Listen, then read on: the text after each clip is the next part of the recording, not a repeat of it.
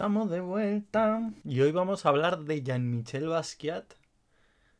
y de Keith Haring, ¿eh? Yo os aviso que si habéis venido por eso no se lleva mucho. Estamos de vuelta en el canal y hoy pues bueno, vamos a hablar de una cosa que tenía ahí como la espinita yo clavada porque es un tema que me gusta mucho y además estuvimos tocando en la plataforma morada, que por cierto si os apetece pasaros por alguno de los streamings, supongo que os dejaré por la caja de información pues el enlace por si os apetece venir un día. La cosa es que hace muy poquito estuvimos hablando de Exit Through the Gift Shop, que es un documental, bueno, sobre street art, vamos a dejarlo ahí, y dije, oye, ¿por qué no alquilar una limo? No, en serio, como vi que no estaban muy claros los conceptos de qué era, qué no era street art, digo, voy a investigar un poquito más y vamos a hacer un vídeo sobre, un vídeo ahí,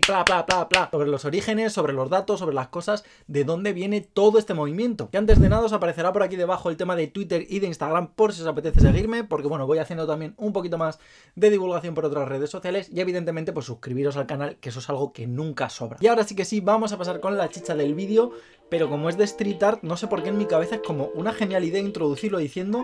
que vamos a darle duro contra el muro.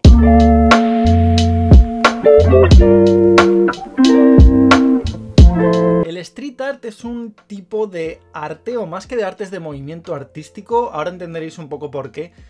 muy peculiar. Al final, todo este tema del street art evidentemente está basado, digamos, en el espacio de la calle, en ese espacio urbano donde nos vamos a estar moviendo y que al final lo que hace es dotar a ese artista, a ese autor, de una serie de superficies que pueden variar absolutamente en forma, en tamaño, en textura. Además, aunque cada vez menos, sí que es verdad que todo el tema del street art dota como de cierto toque anónimo al autor a la hora de plasmar su obra, ya que cualquiera puede convertirse en interventor. La cuestión, y esto lo trataremos de cara al final del vídeo, es que con el tiempo se ha empezado mucho a mercantilizar este sector, sobre todo a partir de la década de los 80 y de los 90, con figuras como la de mi queridísimo Jean-Michel Basquiat. Pero vamos a irnos hacia atrás, vamos a hacer, bueno, un back to the origins, vamos a volver a ese germen para entender muy bien de dónde viene todo este movimiento. Pues tampoco tanto, no nos vamos a flipar, porque si nos ponemos así nos podemos ir hasta la antigua Roma o nos podemos ir hasta las pinturas rupestres, que por cierto que sepáis que este vídeo, hablando de cosas escritas en muros, surgió de una idea de un vídeo que iba a traer hoy sobre temas de petroglifos y pinturas rupestres. Así es de caótica mi cabeza. La cosa es, como digo, que aunque tiene esta trayectoria tan extensa, sí que es verdad que, bueno, hasta prácticamente la llegada del siglo XX no empezó a generar, pues, como un interés un poquito más académico, un poquito más cultural. Y es que este concepto de ciudad moderna como tal realmente surge casi a finales del siglo XIX con autores como Walter Benjamin, que mira que murió joven y escribió obras, pero vamos, por un tubo, ¿eh? Y aún así, mira, el pobrecito mío tenía unas pintas de parguela. Walter Benjamin lo que hacía era concebir el espacio de la ciudad como una especie de sistema muy complejo de signos, de símbolos y de lecturas que se hacían desde la sociedad capitalista. La sociedad capitalista como habitante de ese mismo espacio, o sea, no era una lectura externa, sino que se hacía como parte de la vivencia, ¿no? Que se estaba haciendo, como digo, de esta urbe. Sin embargo, y aquí es donde viene el problema, es que realmente la lectura que hacía Walter Benjamin estaba mucho más basada en esas ciudades como París del siglo XIX, de principios del siglo XX, vamos, que la visión que tenía de la ciudad era un poco viejuna. Y es que todavía nos estábamos encontrando en ese paso hacia el mundo de la reproductibilidad,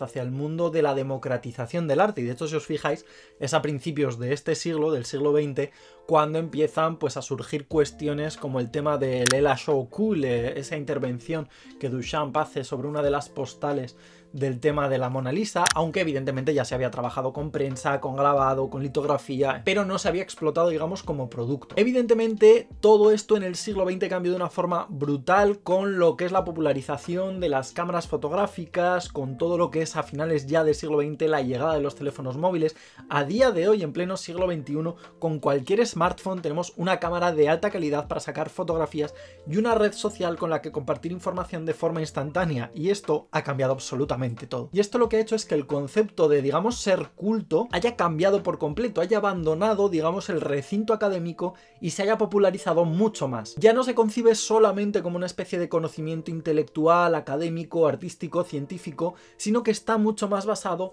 digamos, en una especie de interpretación del entorno que nos rodea. Total que así pasamos de algunas fotografías que ya nos mostraba a principios del siglo XX Eugène Atget, donde veíamos París recubierta de carteles, pues bueno, con este rollete más publicitario, pero todavía muy anclado al siglo XIX, a lo que nos mostraba Aaron Siskin como alrededor de 1950, donde veíamos absolutamente toda la ciudad abigarrada, un Chicago recubierto no solo de carteles, sino también de grafitis, de pintadas, de imágenes, de mensajes, pues bueno, con un corte muy reivindicativo, que ya empezaban a denotar, pues bueno, búsquedas de cambios sociales, políticos, en fin, un poco de todo. Sin embargo, para las mismas fechas teníamos autores como Cy Twombly que hacían una especie de escritura automática muy similar un poco a los conceptos que ya nos planteaban a principios del siglo XX, pues personajes como Dalí o como Buñuel, y aquí es donde se empezaba ya como a desdibujar la línea entre dónde estaba, digamos, la cuestión más artística y todo lo que se hacía pues con garabatos, con firmas, con fechas, con dibujos rápidos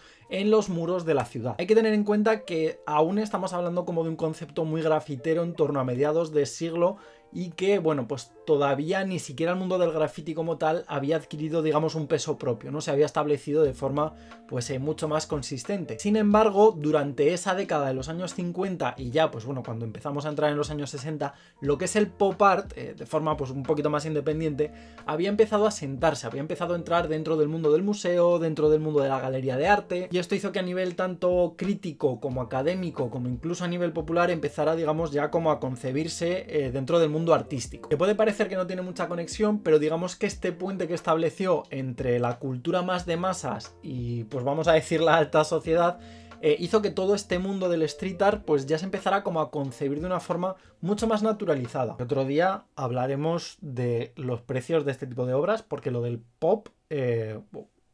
ya sí, eso para otro día, ¿eh? De hecho, para estas mismas fechas teníamos autores como el crítico Lawrence Alloway, creo que de origen británico, que ya empezaban a decir que, bueno, al final el mundo del arte, todo lo que es la evolución natural de estos sectores más culturales, pertenecía ni más ni menos que a estas visiones como más alternativas, más urbanas, más, digamos, comprensibles por el público general, básicamente por ser, digamos, una especie de producto más democrático. Que a esto además también contribuyó, como mencionábamos con el tema del pop art, que por cierto os dejaré por aquí arriba un vídeo sobre qué es pop art y por qué me dedico yo también a estudiar temas de arte y cultura de masas. Como digo, a esto contribuyó ni más ni menos pues que la grandiosa Andy Warhol, que pues para entonces ya estaba concibiendo algunas cuestiones que a día de hoy también achacamos, y que esto es un debate que no voy a entrar en ello con temas de que si Jeff Koons, Keith Haring,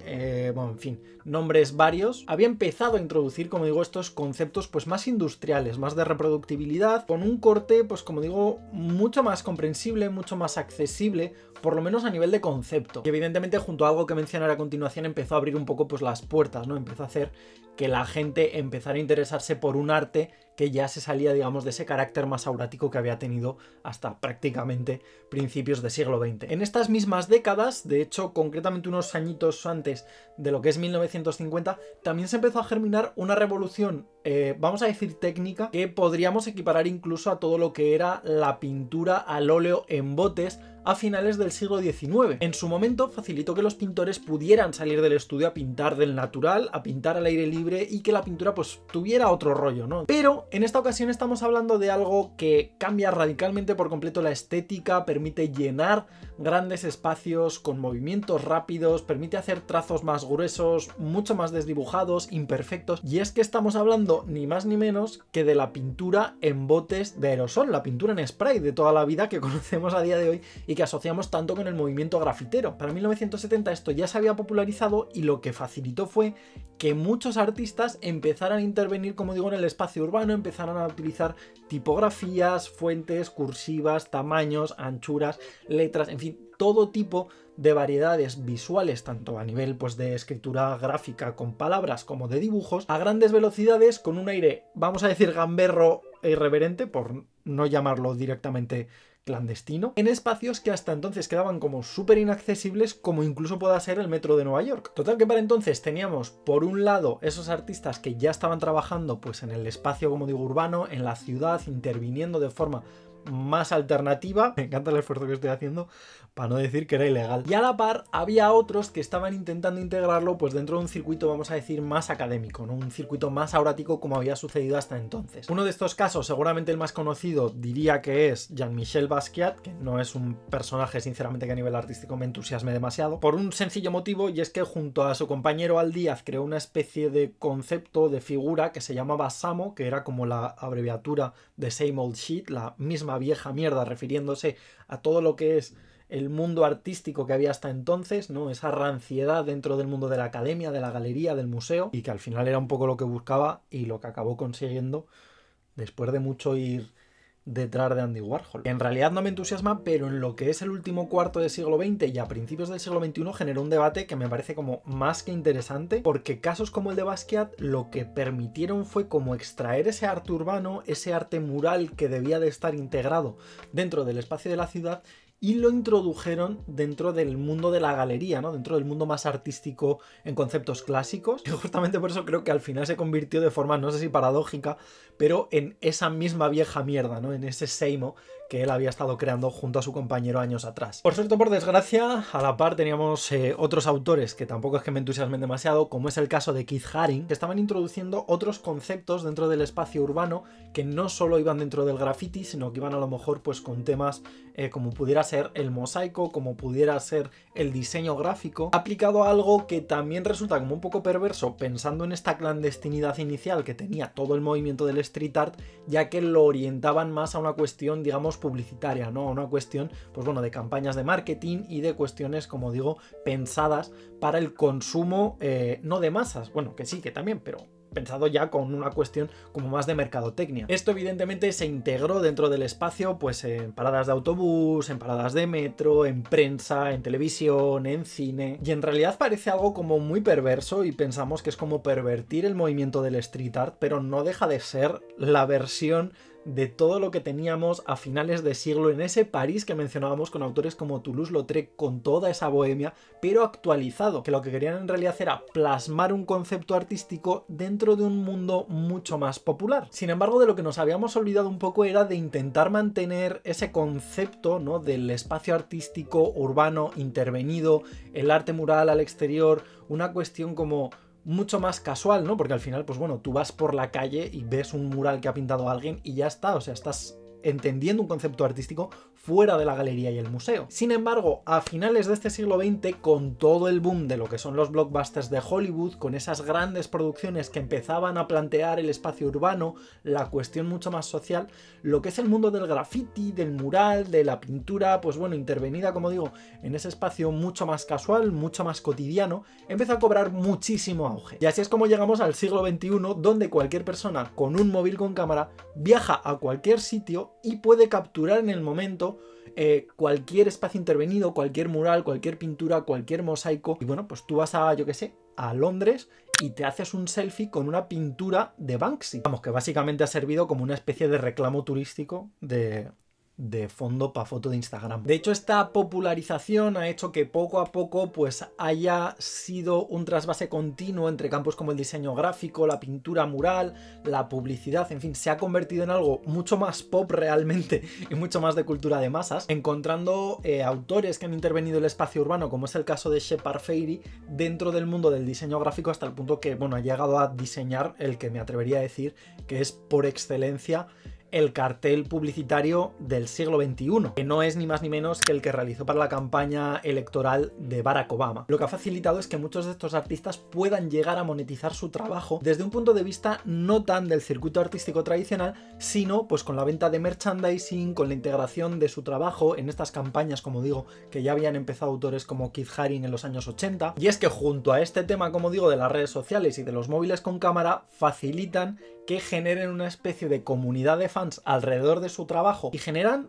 un flujo completamente distinto que yo me atrevería a decir que hasta ahora poquitas veces se había visto dentro del mundo del arte. Y aquí es donde voy a cortar porque podría ponerme a hablar de otros nombres, de algunos como Banksy, que la verdad es que me apetece dedicarle un vídeo en específico, pero no quiero hablar exactamente de él, sino de la que básicamente es, o creo que ha sido, su peor obra, pero esto lo trataremos dentro de un par de vídeos. Así que bueno, hasta aquí llegamos con el vídeo de hoy. Espero que haya podido aclarar un poco algunas cuestiones históricas o de conceptos respecto al tema del pop art y del arte urbano y de cómo se concibe esto, cómo ha ido evolucionando, cómo se han ido trasvasando algunas cuestiones. Me gustaría que me dejarais en la caja de comentarios vuestra opinión y evidentemente pues si compartís, si le dais like, si os suscribís al canal,